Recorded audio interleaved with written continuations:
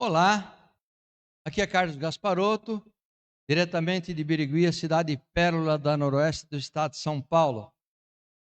É um prazer me dirigir a você, trazendo uma palavra para o seu coração. Eu estou trazendo uma série de mensagens sobre os 6 anjos de Apocalipse, capítulo 14. E hoje vou trazer a mensagem do quarto anjo de Apocalipse 14. O assunto da mensagem desse anjo é: a hora de ceifar a terra é chegada, é vinda. Estamos então analisando esse capítulo 14 de Apocalipse e as mensagens dos 6 anjos nele mencionados.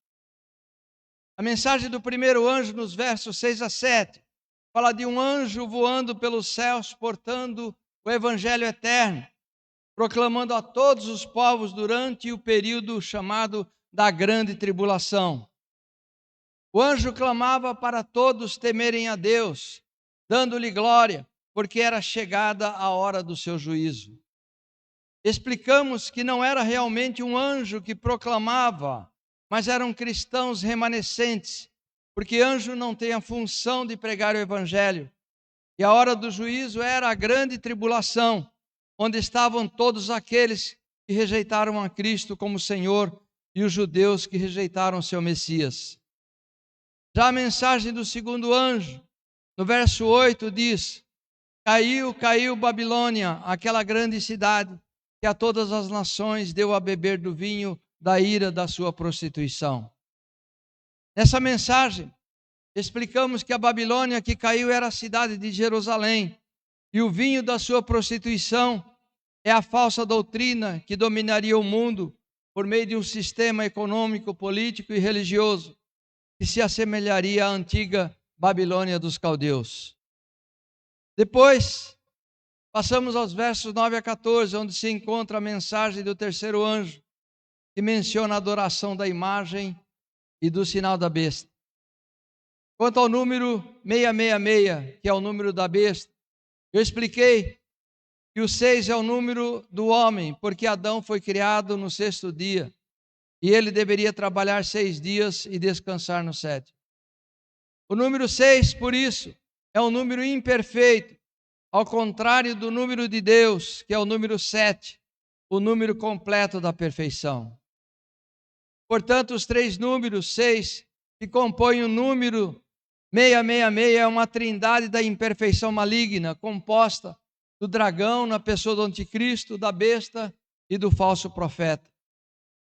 Para não restar dúvida sobre a imitação da serpente maligna, ela é uma contrafação do Pai, do Filho e do Espírito Santo, a trindade adorada pela Igreja de Cristo. E o significado do sinal do número 666 está no lugar onde o sinal estaria sendo estampado, na testa e nas mãos dos adoradores da besta. A testa simboliza a mente das pessoas e é o local onde está sua vontade, sentimentos e emoções. E as mãos significam trabalho a serviço da besta. Portanto, a adoração da besta está ligada ao local onde o número 666 será aplicado. Através da mente, as pessoas aceitarão o sistema político, econômico e religioso da besta. E o sinal no dorso de suas mãos significa que seus adoradores estariam a seu serviço. Portanto, o sinal da besta não é um chip, mas é possível que um chip possa ser usado como meio mecânico de marcação e uso, a fim de controlar a população. Agora vamos falar sobre a mensagem do quarto anjo e a hora de ceifar a terra. A mensagem do quarto anjo encontra-se em Apocalipse 14, versos 15 e 16. E outro anjo saiu do templo, clamando com grande voz ao que estava sentado sobre a nuvem: lança a tua foice e ceifa, a hora de ceifar que é vinda, porque já a seara da terra está madura. E aquele que estava sentado sobre a nuvem meteu a sua foice à terra e a terra foi ceifada. A pessoa retratada no verso 16, assentado sobre a nuvem, é Jesus, sem dúvida alguma, conforme profetizou o profeta Daniel. Livro de Daniel, capítulo 7, versículo 13. Eu estava olhando nas minhas visões da noite, e eis que vinha nas nuvens do céu um como filho do homem, e dirigiu-se ao ancião de dias, e o fizeram chegar até ele. A imagem da taça da ira de Deus, já vimos como sendo derramada pelo terceiro anjo, no verso 10 desse capítulo 14. E agora contemplamos a mensagem do quarto anjo, como a imagem da ceifa, tanto dos cereais maduros, quanto das uvas. Mais uma vez se trata do prenúncio do julgamento final. Do versículo 15 em diante até o fim do capítulo 14, são descritos dois eventos distintos um dos outros. O primeiro evento é a colheita dos justos, que são comparados ao cereal que se encontra maduro. Assim, o verso 15 apresenta a seara da terra como plenamente amadurecida. Jesus falou desse tempo a seus discípulos em João 4:35. Não dizeis vós que ainda há 4 meses até que venha a ceifa? Eis que eu vos digo, levantai os vossos olhos e vede as terras que já estão brancas para a ceifa. O segundo evento, do verso 17 a 20, se refere às mensagens do quinto e do sexto anjos, que falam da colheita dos ímpios, que são simbolizados por cachos de uvas maduras. A colheita de uvas, com frequência, é um retrato de julgamento. Hoje Deus está falando ao mundo em sua graça, mas os homens se recusam a ouvir. Por isso, um dia ele terá de falar em sua ira. É o tempo chamado de a ira do Cordeiro, a grande tribulação, um período de 7 anos que se seguirá ao arrebatamento dos salvos. O cálice amargo será bebido, a colheita do pecado será ceifada, e a videira da terra será cortada e lançada no lagar que arde com fogo e enxofre. A profecia da ceifa da terra se baseia no ano agrícola da Palestina, o qual, em termos gerais, tinha 2 importantes temporadas de colheita. A primeira era a colheita dos cereais, a começar com a cevada em abril e terminando com a safra do trigo em junho ou julho. Em segundo lugar, a colheita das frutas, as uvas e azeitonas no fim do verão e começo do outono. Assim, a colheita dos cereais e a colheita das uvas não ocorriam ao mesmo tempo, mas com um intervalo de vários meses. Certamente, isso significa que o tempo da graça terminará mais cedo para os justos, que é o trigo, o cereal, que serão arrebatados mais cedo do que os ímpios, que são as uvas, que passarão pela grande tribulação. Então, possivelmente, entre a grande tribulação, entre o arrebatamento e a grande tribulação, transcorrerão alguns meses, 3 ou 4 meses, como acontece com o intervalo das colheitas dos cereais e das uvas em Israel. O Espírito Santo tinha motivos para representar os justos pelo trigo e os ímpios pelas uvas, segundo indica a profecia. Nas terras bíblicas, a chuva temporã caía por ocasião da semeadura, para que a semente pudesse germinar. Eram as chuvas normais. A chuva seródia, que era a chuva extraordinária, ela caía perto do fim do período de crescimento, para amadurecer o cereal e prepará-lo para a colheita. Era uma chuva não muito forte para não estragar os cereais que já estavam amadurecendo. O Senhor emprega essas operações da natureza para representar a obra do Espírito Santo no meio do seu povo. A obra do Espírito Santo na terra. Como o orvalho e a chuva são dados primeiro para fazer com que a semente germine e então para amadurecer a colheita, assim é dado o Espírito Santo para levar avante, de um estágio para outro, de uma estação para outra, o processo de crescimento do número daqueles que haverão de ser salvos.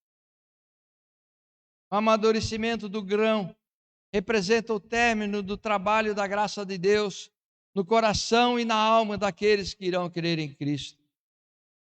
A chuva seródia, amadurecendo a seara da terra, representa a graça espiritual que prepara a igreja para o arrebatamento. A importância da chuva seródia. As Escrituras falam de uma colheita de pessoas simbolizada pela ceifa dos cereais, pela colheita dos cereais. Vejam a linguagem figurada em cada uma dessas colheitas. Deus estava indignado com o povo de Jerusalém. E então pergunta em Jeremias 8, versículo 5: porque, pois, se desvia este povo de Jerusalém com uma apostasia tão contínua, persiste no engano, não quer voltar. Deus mesmo responde como sendo a resposta da filha do meu povo, em Jeremias 8, 20. Passou a cega, findou o verão e nós não estamos salvos. Essa figura de linguagem de que a seara está madura encerra o tempo da graça para chegar o tempo da grande tribulação, onde estarão aqueles que rejeitaram a Cristo, enviado de Deus para a salvação de todo aquele que crê. Em Joel 3,13, o Senhor diz: lançai a foice, porque já está madura a seara. Vinde, descei, porque o lagar está cheio, e os vasos dos lagares transbordam, porque a sua malícia é grande. O arrebatamento dos salvos e a grande tribulação dos perdidos é a separação entre o joio e o trigo a que se referiu Jesus em Mateus 13:30. Deixai crescer ambos justos, deixai crescer ambos juntos até a ceifa. E por ocasião da ceifa, direi aos ceifeiros: colhei primeiro o joio e atai-o em molhos para queimá-lo, mas o trigo ajuntai-o no meu celeiro. Jesus chama o seu povo de meu celeiro. Jesus explicou quem é a boa semente e quem é o joio, em Mateus 13, 38 a 39. O campo é o mundo. A boa semente são os filhos do reino e o joio são os filhos do maligno. O inimigo que o semeou é o diabo. A ceifa é o fim do mundo e os ceifeiros são os anjos. Essas e outras passagens apontam para a colheita final, com recompensa para os fiéis e punição para os infiéis. Apocalipse 19 focaliza numa grande multidão vitoriosa como resultado dessa colheita. Apocalipse 19, versos 1 e 2. E depois destas coisas, ouvi no céu uma grande voz de uma grande multidão que dizia: aleluia, a salvação, a glória, a honra e o poder pertencem ao Senhor nosso Deus. Porque verdadeiros e justos são os seus juízos, pois julgou a grande prostituta que havia corrompido a terra com a sua prostituição, e das mãos dela vingou o sangue dos seus servos. A prostituição da grande prostituta, a mulher vestida de vermelho escarlate, é o engano da falsa doutrina e do sistema econômico, político e religioso, liderado por ela, a cidade de Jerusalém. Seara madura. É por isso que estamos orando pela chuva seródia. Maranata, vem Senhor Jesus, ora a sua igreja. Assim como Jesus recomendou que seus primeiros discípulos esperassem e orassem pelo derramamento do Espírito Santo, nós também estamos orando e aguardando a sua volta, a nossa redenção. A resposta para os primeiros discípulos veio quando o Espírito Santo desceu sobre eles no dia de Pentecostes, conforme Atos capítulo 2. Quando Jesus retornar à terra, em sua segunda vinda, para inaugurar o milênio, toda a terra se iluminará com a sua glória, conforme descrito em Apocalipse 18, verso 1. A igreja nunca aguardou tanto essa bênção como nos nossos dias. Deus está muito desejoso de atender à oração do seu povo. Venha o teu reino. Então, no verso 16 do capítulo 14 de Apocalipse, diz: então, aquele que estava sentado sobre a nuvem meteu a sua foice à terra, e a terra foi ceifada. Ceifa dos cereais. Os anjos de Deus recolherão a todos os escolhidos, os fiéis, que são os cereais que estão maduros para a colheita. Os que morreram amparados pela graça de Deus, havendo aceitado a Jesus como seu Salvador e Senhor, ressuscitarão para a vida eterna, conforme 1 Tessalonicenses 4, 13 e 16, e formarão o mesmo grupo com os fiéis crentes em Jesus que estarão vivos. Todos serão arrebatados nas nuvens para estar para sempre com o Senhor, ensina o apóstolo Paulo aos Tessalonicenses. A subida ao céu será possível, porque o Senhor transformará o nosso corpo à semelhança do corpo glorioso que ele tinha ao subir aos céus, conforme 1 Coríntios 15 e Filipenses 3. A ceifa dos cereais é a trasladação dos justos. Podemos ter o que teve Enoque e Elias. Podemos ter a Cristo como nosso companheiro e fiel amigo de todos os momentos.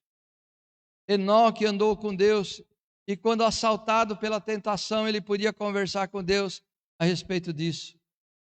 Ele não possuía uma lei escrita, como nós a possuímos, mas conhecia seu amigo celestial. Ele fez de Enoque o seu companheiro, e Enoque tinha muita afinidade com o Senhor. Por isso, Enoque foi honrado. Por isso, Elias foi honrado. Eles foram trasladados para o céu sem verem a morte. E os que forem trasladados no final dos tempos serão os que mantiveram comunhão com Deus na terra e perseveraram crendo nas ordens de Jesus. O apóstolo Paulo traz o ensino da ressurreição dos salvos e do arrebatamento dos que estiverem vivos. Em 1 Tessalonicenses 4, versos 14 a 18, ele nos ensina: porque se cremos que Jesus morreu e ressuscitou, assim também aos que em Jesus dormem, Deus os tornará a trazer com ele. Dizemos-vos, pois, isto pela palavra do Senhor, que nós, os que ficarmos vivos para a vinda do Senhor, não precederemos os que dormem. Porque o mesmo Senhor descerá do céu com alarido, com voz de arcanjo e com a trombeta de Deus, e os que morreram em Cristo ressuscitarão primeiro. Depois nós, os que ficarmos vivos, seremos arrebatados juntamente com eles nas nuvens, a encontrar o Senhor nos ares, e assim estaremos para sempre com o Senhor. Portanto, consolai-vos uns aos outros com essas palavras. Paulo pede que nos consolássemos uns aos outros com essa esperança do arrebatamento. Os que dormem, conforme diz o texto, se referem àqueles que já morreram em Cristo. Nós já pregamos aqui que os que morreram crendo em Cristo, ou seja, os salvos da nova aliança, eles irão ressuscitar no arrebatamento. Na verdade, quando eles morreram, num piscar de olhos, eles já acordaram durante o arrebatamento que os vivos estão aguardando. Porque não é no tempo dos homens que essa ressurreição acontece, mas é na eternidade. E a eternidade é um tempo sempre presente, onde não há passado nem futuro. Esse arrebatamento se dará num abrir e piscar de olhos. Quantos cristãos serão arrebatados, eu pergunto? As estatísticas dizem que cerca de 1/3 da população mundial é de cristãos. Isso representa cerca de 2 a 2,5 bilhões de pessoas. É muita gente. Pode ser que mais de 1 bilhão dessas pessoas sejam arrebatadas.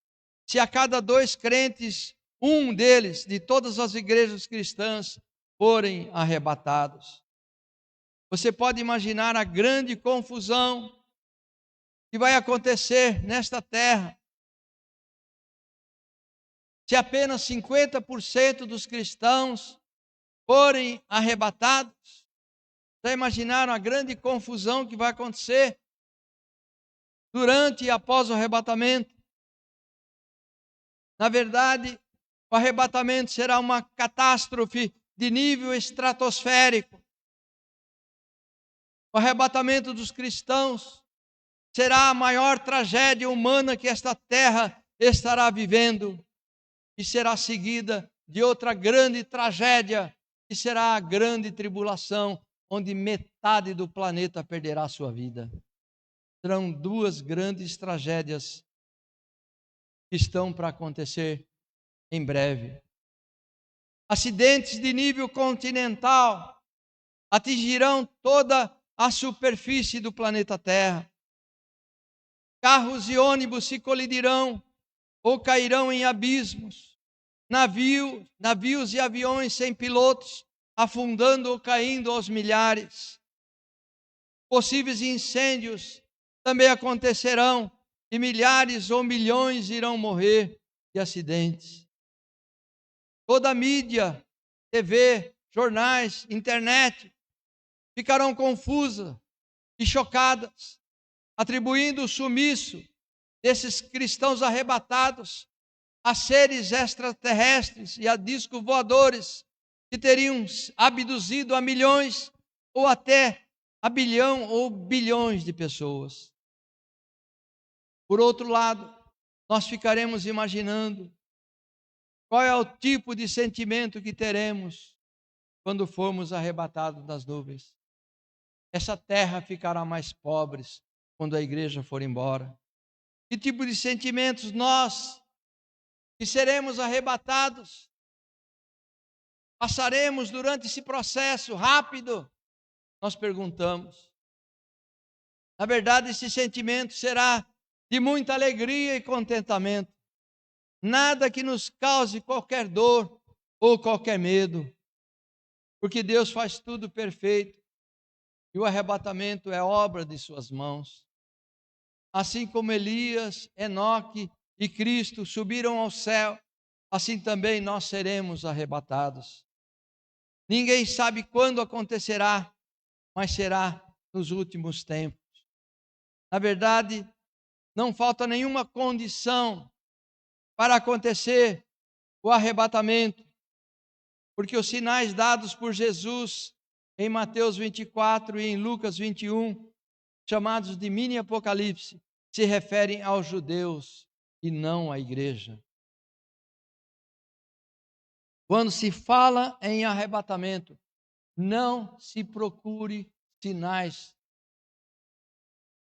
porque os sinais são para os judeus, conforme o próprio Jesus ensinou. Mas a passagem de Apocalipse 6, versículo 11, nos fornece uma dica de quando o arrebatamento acontecerá. Apocalipse 6,11 diz: e foram dadas a cada um compridas vestes brancas, e foi-lhes dito que repousassem ainda um pouco de tempo, até que também se completasse o número de seus conservos e seus irmãos que haviam de ser mortos como eles foram. A expressão até que também se completasse o número de seus conservos e seus irmãos nos dá a entender que o arrebatamento acontecerá quando se completarem o número de convertidos a Cristo. Mas somente Deus sabe qual é esse número. E Apocalipse 7, verso 9 a 10 diz: depois destas coisas olhei, e eis aqui uma multidão, a qual ninguém podia contar, de todas as nações, tribos, povos e línguas, que estavam diante do trono perante o Cordeiro, trajando vestes brancas e com palmas nas suas mãos. E clamavam com grande voz, dizendo: salvação ao nosso Deus, que está sentado no trono, e ao Cordeiro. Aleluia, glória a Deus. Vem, Senhor Jesus. E essa, em resumo, é a mensagem do quarto anjo, que saiu do templo para ceifar a terra. O templo mencionado como origem desse anjo indica que seria o templo de Deus nos céus, não um templo aqui na terra. O templo de onde saiu esse anjo era o templo de Deus. O fato de o anjo haver saído de um templo demonstra que a sua mensagem é espiritual. Jesus mesmo se comparou ao templo em Jerusalém quando estava aqui na terra como homem. É possível, portanto, que o fato de o anjo haver sido enviado pelo Senhor é que o credencia como haver saído do templo. Amado povo de Deus, nós somos a colheita de cereal maduro, a que se refere esse texto da mensagem do quarto anjo de Apocalipse capítulo 14. A ansiedade que toma conta do coração dos cristãos através da história nos dá a sensação de que a igreja de Cristo já está completamente madura para essa colheita. Portanto, o arrebatamento está às portas. Breve Jesus virá resgatar os seus. Quanto aos descrentes, a ceifa deles também está prestes a acontecer. Eles são as uvas que serão pisadas no lagar de Deus. Portanto, meu amigo, minha amiga, não seja uma uva a ser pisada pela ira de Deus. Converta o seu coração a Cristo, tornando-se seu discípulo e crendo no seu evangelho para ser salvo, e se transforme de uva para cereal maduro. Saia da porta estreita do pecado, da porta larga do pecado, e entre para a porta estreita, que é Cristo. A porta estreita não é sofrimento, é Cristo Jesus, o caminho da vida, para que você possa entrar no reino de Deus. Amém. Amém.